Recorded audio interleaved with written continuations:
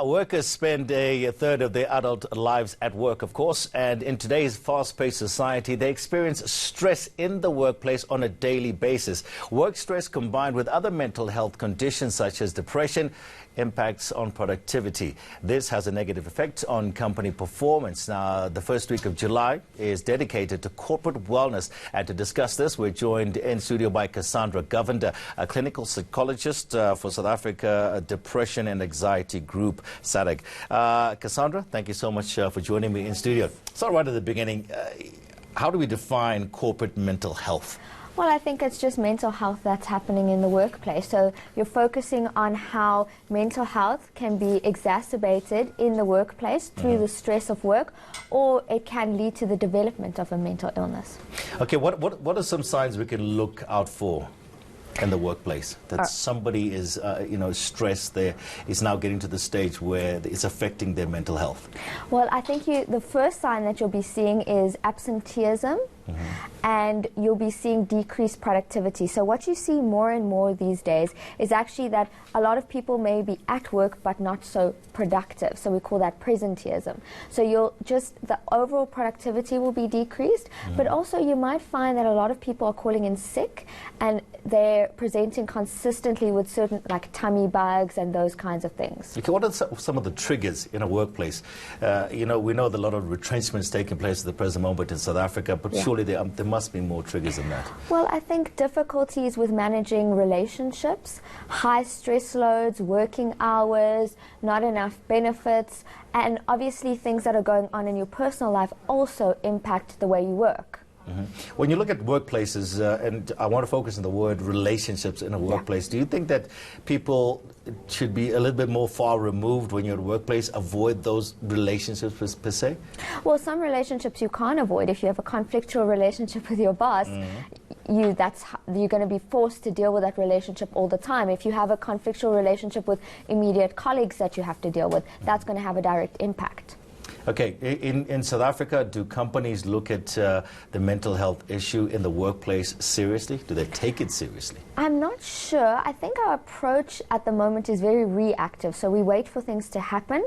And I don't know how many proactive policies we have in place. I don't know how actively we're working to try and prevent, screen, and track mental health. Okay, just for the employers or employees as well, I mean, how does one get to a point when they say, listen, you know what, yes, this stress that I'm going through at the present moment, or the situation I'm in, is now mentally affecting me?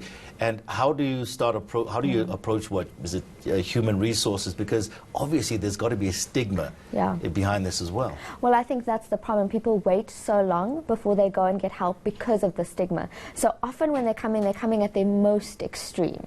And if they'd come a bit sooner or gone to seek help a bit earlier, then perhaps they wouldn't have had to be off work for 3 months recovering. They could have been off for a day, 2 weeks.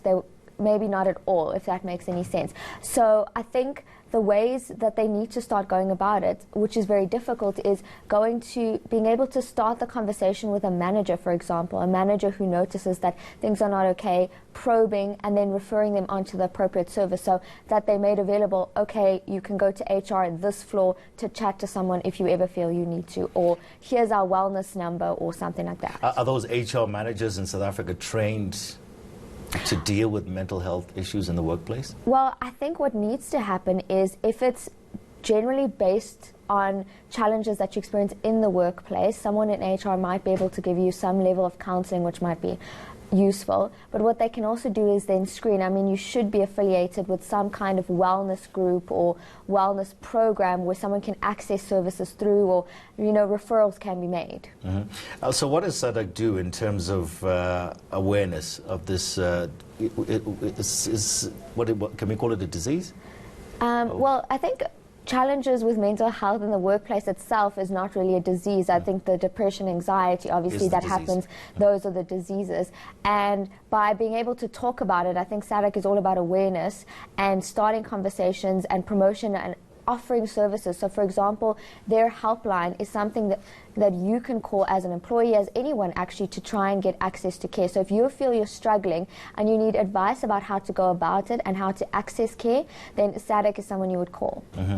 Just talking about the economic effects of mental illness in the workplace. In South Africa alone, a 2017 Financial Mail study showed that anxiety disorders, when a person takes time off, it costs the company, or for one person, 54,000 Rand a year. Cumulatively, that comes to 40 billion Rand per year. That's costing South Africa. So companies really need to take a look at this.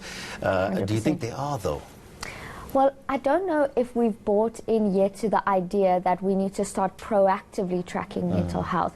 And until that, it's going to continue to cost this much, because the reason why it does that is we're seeing people in extremes. They're coming when they need to be admitted. A hospital admission costs a lot, as opposed to just stable services. So hopefully these kind of conversations can start getting companies to think more actively about the programs they have and how well they actually translate and not tick boxes. Yep, it's a very, I was about to use the word depressing scenario that you paint there. Thank you so much, Cassandra Govender. She's with South African Depression and Anxiety Group, a clinical psychologist, and of course we're talking about this July will be Mental Health Awareness Month.